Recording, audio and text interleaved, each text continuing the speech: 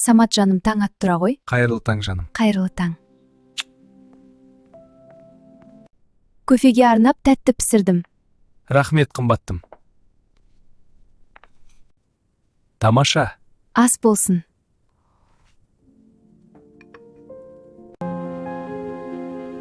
Қара балалар тұрды. Ботақандарың, қайырлы таң.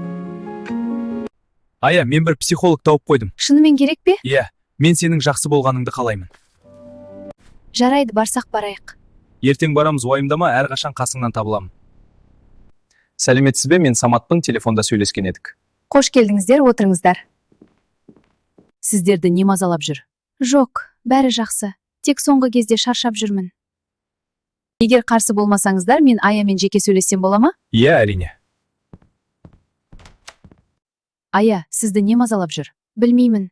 Жүрегімде бір ауыр сезім бар. Бұл сезім қашаннан бері? Көп жылдан бері? Сіз оны ешкімге айтпаған сияқтысыз. Иә. Егер дайын болсаңыз, айтып көріңіз. Мен ол кезде небәрі 17 жаста едім.